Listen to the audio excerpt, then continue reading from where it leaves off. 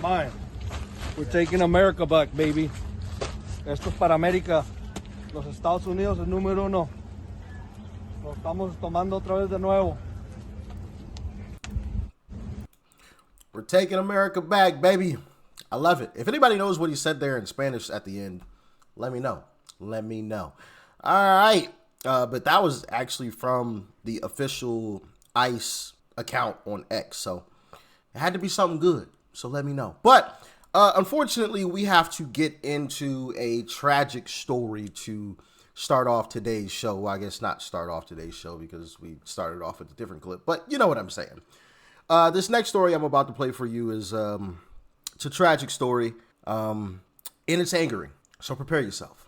With that being said, let's dive in. Yeah. Meanwhile, Ainsley, this crazy story happened. Crazy story. In I thought of you when I was reading about it because your dad's a truck driver.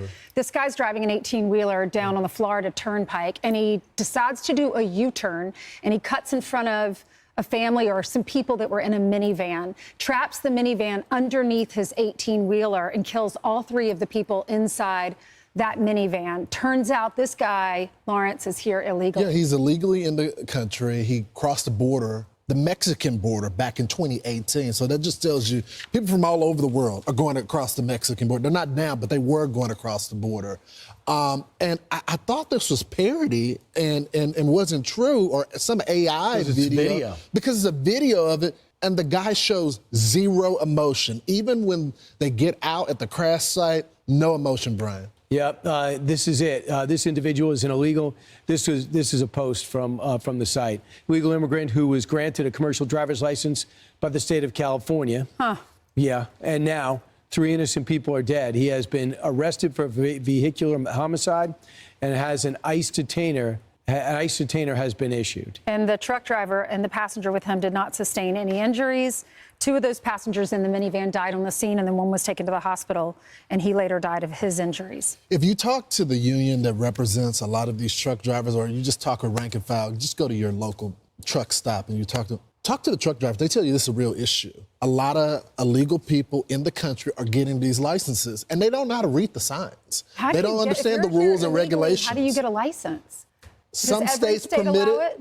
Every state does their own licensing process, and a lot of them are giving them this license, and they don't know the rules. How can you get a license if you can't read the signs? I know, especially a commercial license. You have to go through the test, right? So that's not a matter. And by the way, that's what you're voting for. So when you say illegals should get driver's licenses, the argument for it is, well, then they got to be registered and you got to have insurance, and therefore, rather than get hit by an illegal with no insurance, they're going to drive anyway. That's the theory behind it. But why to me, you don't reinforce bad behavior. It's like giving drug addicts needles. Right. I mean, honestly, I can't wait for the full investigation. We got 3 dead Americans as a result of this. Right. But the turn itself was a stupid turn. Dumb. It was so stupid. A normal car shouldn't do a U-turn on the highway, much less an 18-wheeler. This is what the Florida Attorney General says, slamming California. Yeah, it's a horrific situation. California should not have provided this person the driver's license and a permit, not just for a car, but to drive large-scale trucks. To then drive into Florida, engage in this dangerous behavior and take the lives of 3 others is really a tragedy. We're not going to deport or let this guy out of our sights until we have convicted him and ensured that he is behind bars for as long as possible, likely the rest of his life. Only then will we hand him over to ICE for deportation, but he's going to serve his time. I'm Steve Ducey. I'm Brian Kilmeade. And I'm Ainsley Earhart. And click here to subscribe to the Fox News. Absolutely tragic story. What a shame. What a shame. I may blur that out, though. You couldn't see any blood or bodies or body parts or anything, but I don't know. It's pretty crazy seeing that van so crumpled, you know? Like I said, you can't see any blood or anything, but I don't know. It's just pretty crazy to watch. Hey, genius, talking to the Trump administration.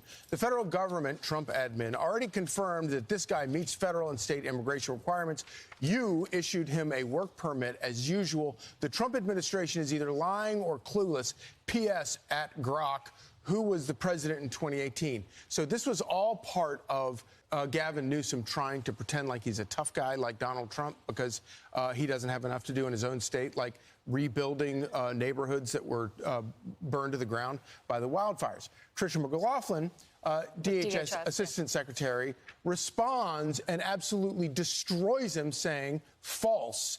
Harjinder Singh, who's the driver of the truck that did the illegal U-turn, who's an illegal and should not have had a license, is in the United States illegally, and his work authorization was rejected under the Trump administration on September 14th, 2020. It was later approved under the Biden administration, June 9th, 2021. The state of California issues commercial driver's licenses.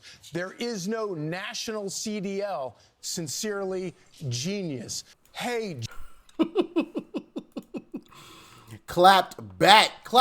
And if you were wondering if this was actually an issue, I came across this video here that actually kind of proves that it really is. The roads are not as safe as you probably thought.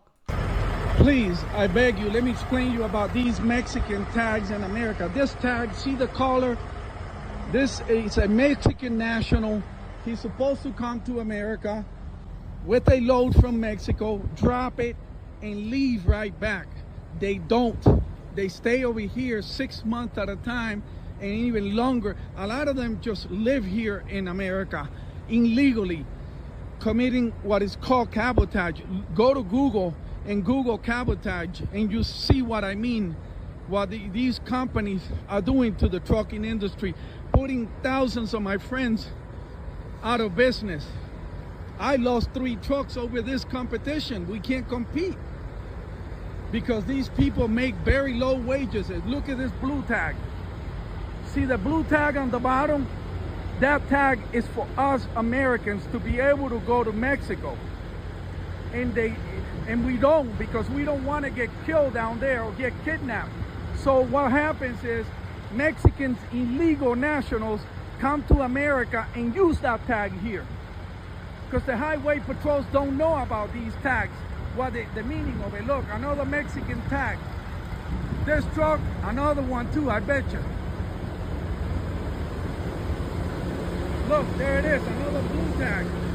Please help us out. We have more Mexican trucks and parking lots than we have American trucks.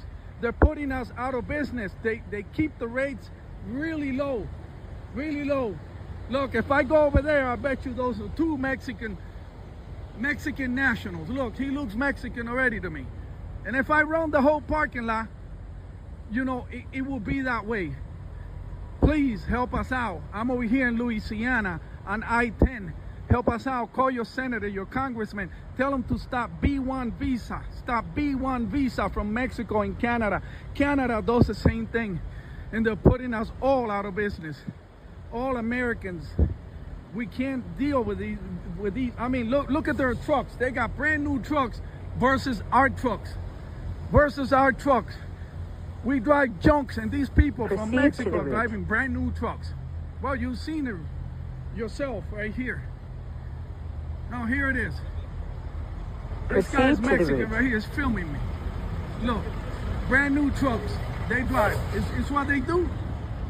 We need to stop, and please call your congressman and senator and have them stop B1 visa from hurting the American CDL commercial drivers over the road. We sacrifice enough as it is to be dealing days with these.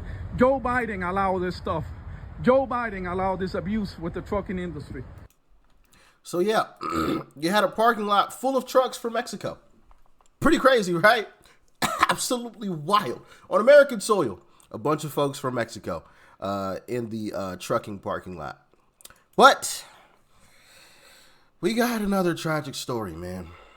I don't know how the Democrat Party can ever advocate for keeping illegals here. You know, it just doesn't make sense. The largest federal migrant detention center in American history has opened its doors. It is the latest effort to... Actually, this is the wrong story, but hey, I like this one too. History has opened its doors. It is the latest effort to keep up with the Trump administration's mass deportation agenda. The migrant processing facility in Fort Bliss, Texas, near the U.S.-Mexico border, officially opening today. And News Nation correspondent Jorge Ventura is live in Texas. Jorge, who is expected and how many are expected to pack this mega facility?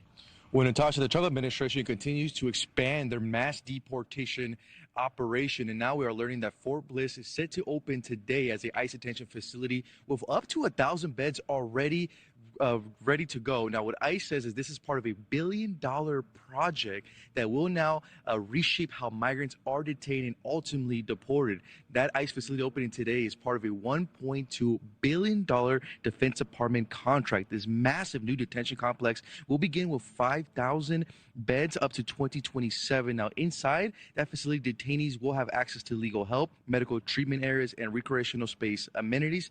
ICE insists that it will make it like a traditional facility. Supporters say it's meant to ease overcrowding at other detention centers and serve as a processing hub, sending migrants with final removal orders directly onto ICE air flights back to their home country. Now, I hate the fact that we have to spend billions of dollars to do this, but it's got to be done, right? It's got to be done. It's unfortunate that we have to be spending all of our tax dollars on stuff like this, but it's the situation we're in, unfortunately. It is where we are, all right? Now, this next clip is one of the stories that I was actually referring to earlier when I said it's a tragic story. All right, I got my clips mixed up. Oh, hold on, wait a second, don't play yet. I got my clips mixed up. I apologize, all right? The two men apprehended are shown right here. We have Jose Morales here on the left. He's accused of kidnapping. And then on the right, there's Luis Dominguez. He faces kidnapping, sodomy, and rape charges. The Cali County Sheriff tells me they're both being held on this ICE detainer, so they could be deported.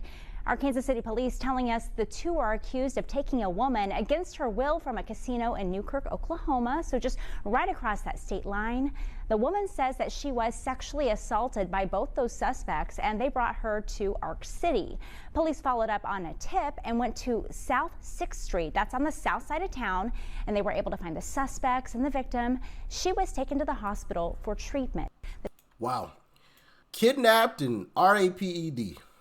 Crazy. Wild stuff. Traumatized for the rest of her life because Joe Biden and Democrats wanted illegals here. It's crazy.